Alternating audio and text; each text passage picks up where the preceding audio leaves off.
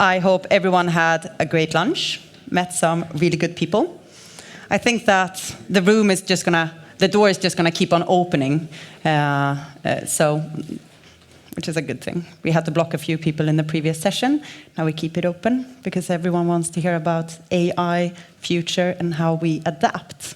So luckily, I have Jenny, who I most recently recruited in as an HR Connect member. Fantastic. I've been chasing her for a while, so finally she's in, because I know that she's got something that she can contribute with, which is her very much enthusiasm for the technology, for AI. Yes, indeed. Do you want to take it from here? Yeah, sure, I can. So many humans in this room. That's fantastic. So I have to just ask quickly, since we're so many here, how many of you are actually using ChatGPT at the moment? Wow. So that is probably part of the explanation why there are so many in here today. Yes, so I work for Fast Track. You might have been listening to Simon just before on the main stage. That means that I make part of the world of software solutions and tech.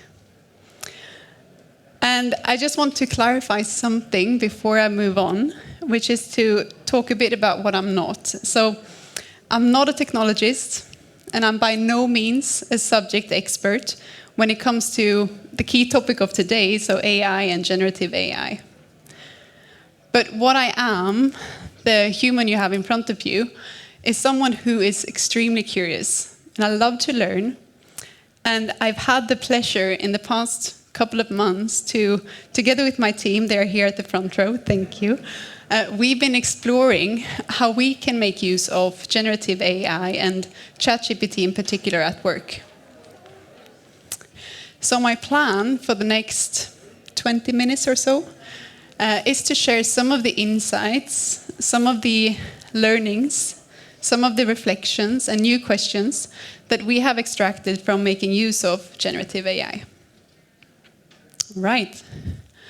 But before we get there, again, as mentioned, I operate in the world of tech and software. And similar to the iGaming industry, this world loves its acronyms and abbreviations. There's so much tech terminology, and it can be a bit challenging to get your head around it.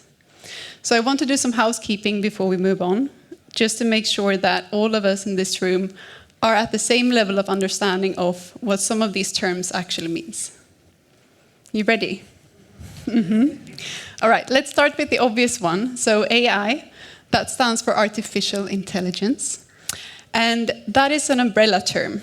And beneath it, you have this expanding universe of all things AI. So models, tools, solutions, all things. And what's common between them is that they can perform and outperform tasks that normally requires human intelligence. So that's pretty cool. Then we can go on to ML, and that's short for machine learning. And the way I think of machine learning is like the smart one out of all of these black boxes. So if we unpack that quickly, it's smart because it learns from data, and it has the ability to make predictions and decisions on its own. So without being explicitly told what to do, without being programmed, it learns by itself. Then we have deep learning. Deep learning is a subset of machine learning. So if machine learning was a smart one, then deep learning, I would refer to that one as the wiser one. And wiser because it learns in similar ways to how our brain learns. So not only can it learn from new data input, but it can also learn from previous decisions and choices. A bit like we are supposed to learn from our old mistakes, so from memory. And now we get to my favorite one, which is Gen AI. Not because it's short of my name, but because it stands for generative AI. So this one is the creative one. It can create new stuff. So all sorts of content, video, audio, text. I think if you wanted to, we can generate whole virtual worlds. we're getting to our final few now. So LLM, that's short for large language model.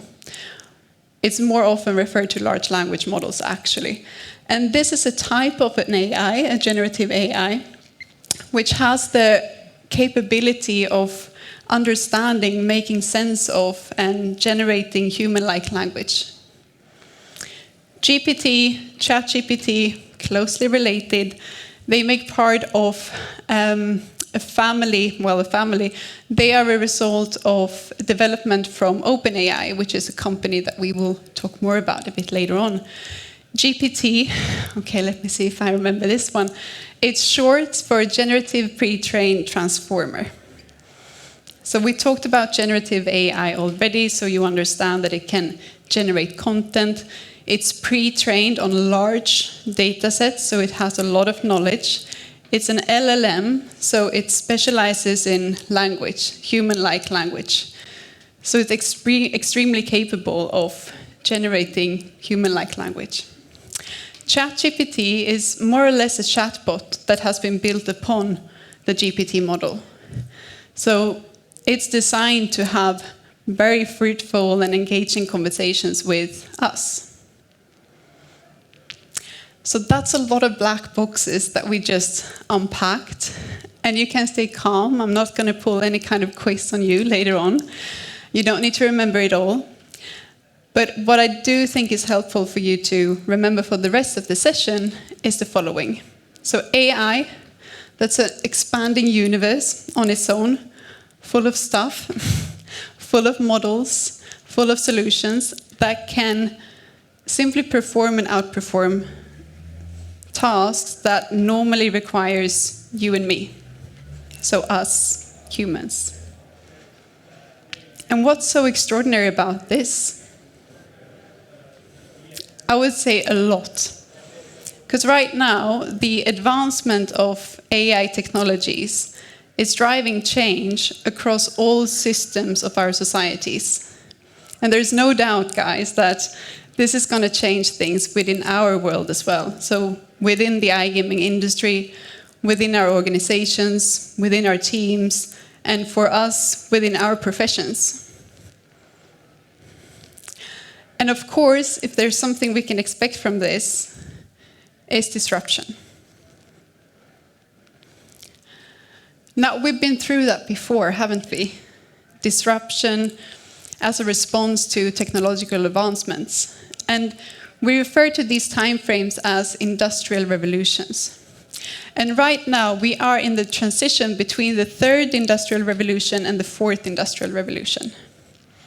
To keep it very high level here, it means that we are moving from digitalization to the automation of what's digital. A lot of other things goes into it, but that's how I would summarize it. If we zoom in on AI, we're currently also experiencing that third wave of the AI revolution, which is about how AI is becoming more integrated into our daily lives. The way I think of these industrial revolutions, it's a bit like societies having a bit of an identity crisis. If you're anything like me, you would have had a few by now. And you know that it's a time when we question more or less everything. It's times of high uncertainty, it's intense, you look yourself in the mirror and you ask yourself, who are you? And who do you want to be? You question your values, you question your beliefs, you question your life commitments. But if you're willing to do the work, if you're willing to do that self-reflection and answer those questions, you normally end up with some positive changes for yourself in the future. And it is with these eyes that I look at the fourth industrial revolution and this third wave of the AI revolution as well. I think that it is necessary. I think it's inevitable. I think that it will definitely be painful at times. It's not going to be frictionless. But I do think that we have a lot to win by moving together with these changes rather than resisting them. And I don't know about you, but I wasn't really feeling that I was surfing on that third wave of AI until earlier this year when, generative AI became the hottest of topics. And I think we all know what kicked it off. So of course, it was the launch by OpenAI of ChatGPT. And here you can see me as the user of ChatGPT. I am doing what users do. They ask questions, they submit prompts, and ChatGPT is doing what it does best, generating answers like there's no tomorrow. It's quite remarkable to think back on the launch of ChatGPT and how it became viral. It happened, like I said before, in November 2022, and it took OpenAI 2 months, 2 tiny months, to reach 100 million users.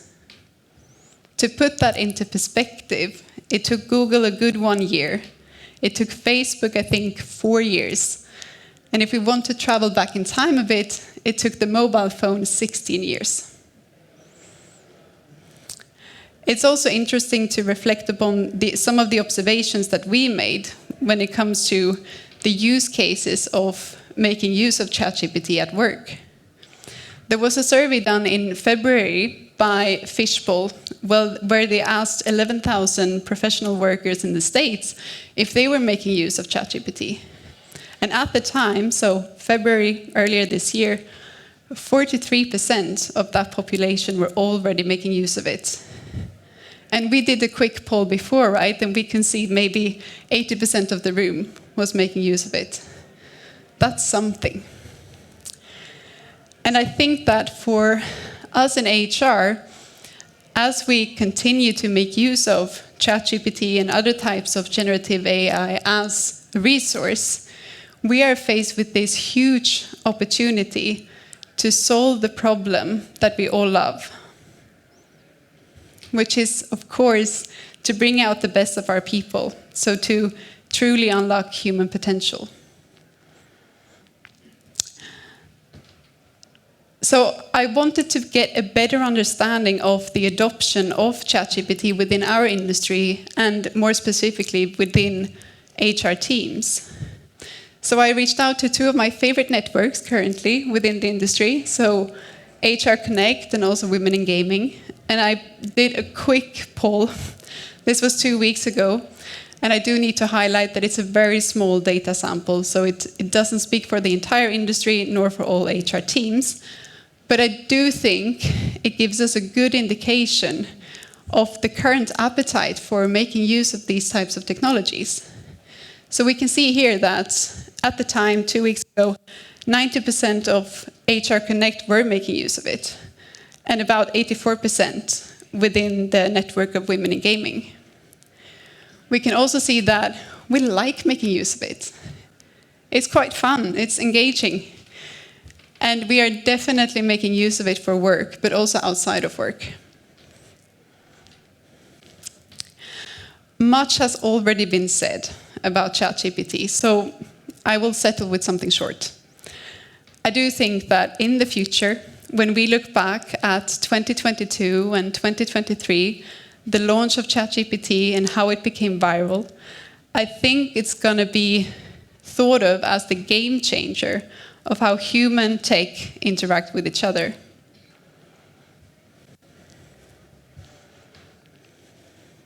Right, so my team and I, so the HR team at Fast Track, we've just started this journey of identifying how we can make use of generative AI, how we can use it to support us in our day-to-day work.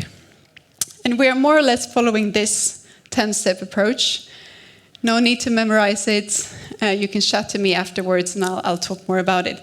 The key thing I want for you to remember here is that first important step, which is to start small. And that's exactly what we have done.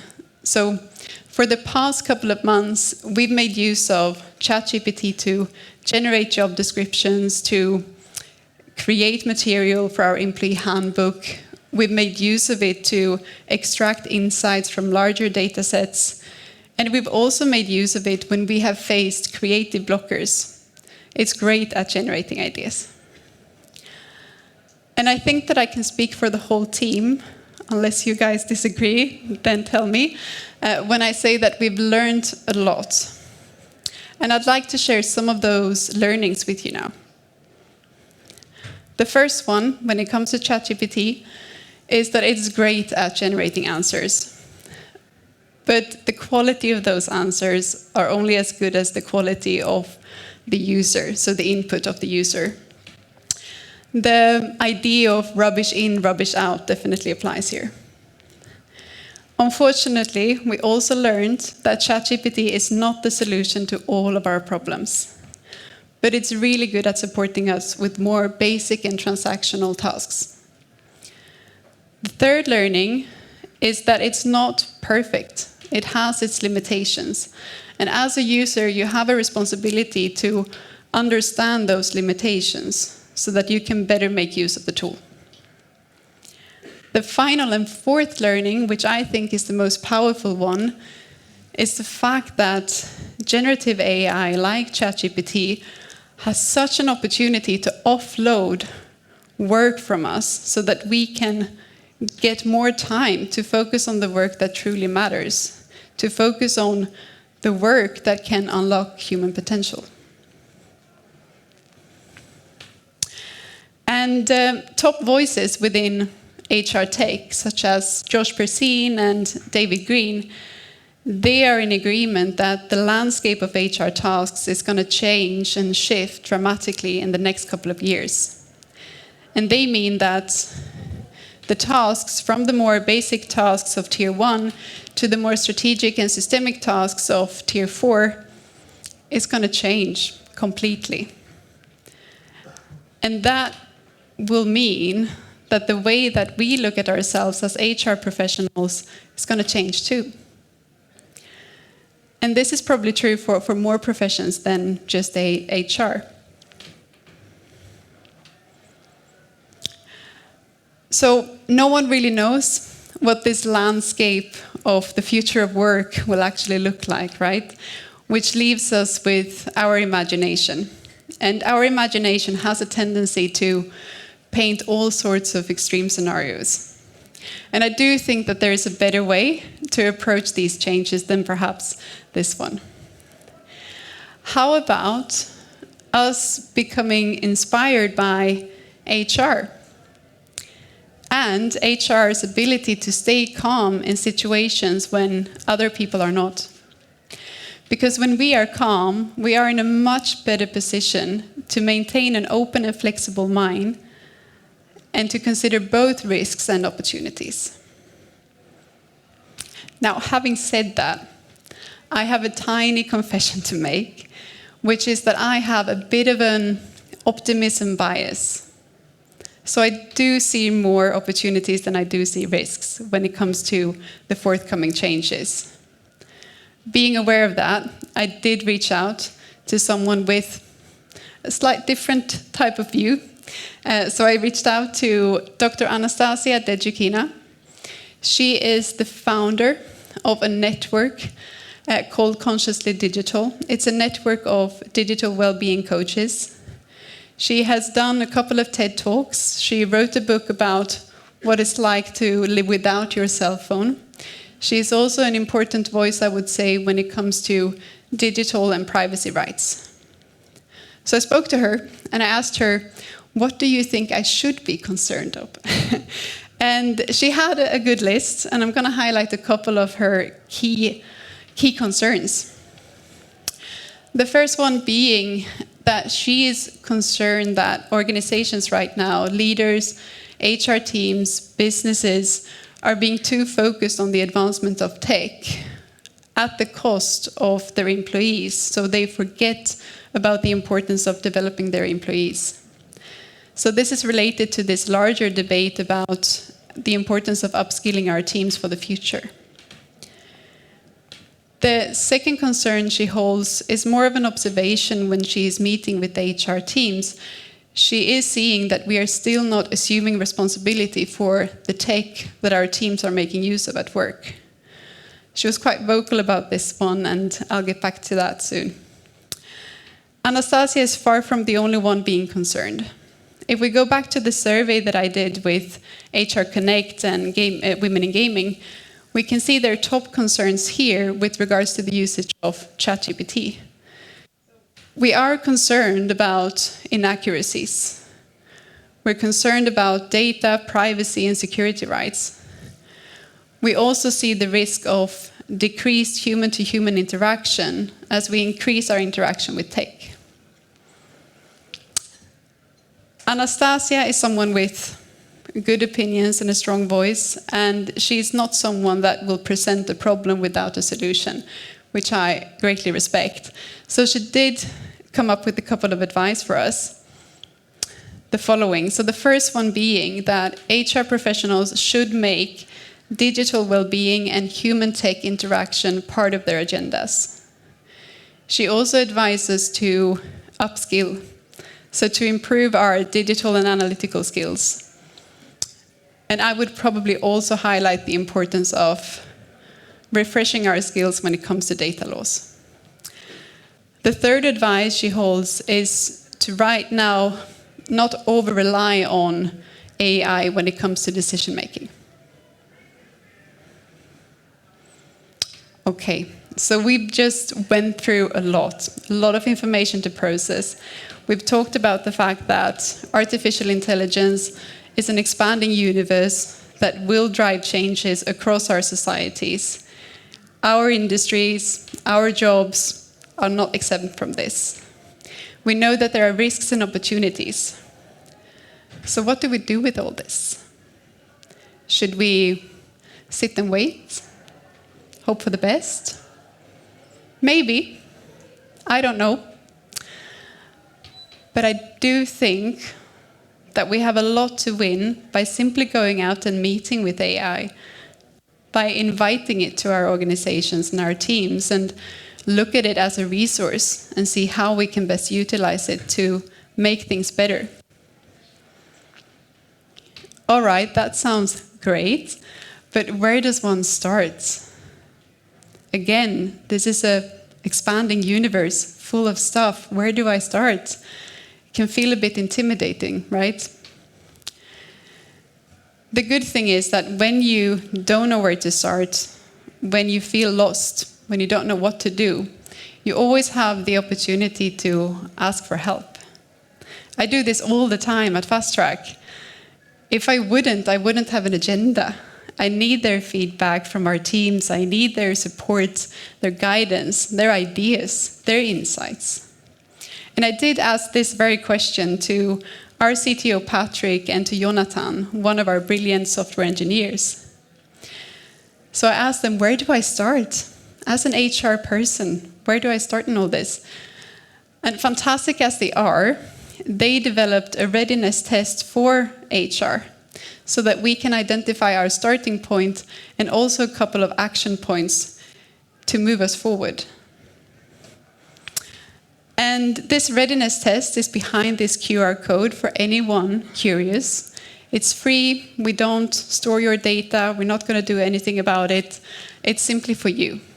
It's 10 questions short. I think it will take you maybe 2 or 3 minutes to complete, and you will receive a short, sweet report stating your readiness level currently.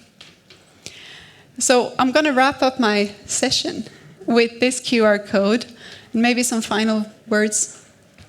All right, so my final words would be, don't be afraid of the changes that are coming. Be kind to your future selves and your future organizations and teams by simply adopting generative AI and other AI solutions sooner rather than adapting to it later. Thank you for your attention.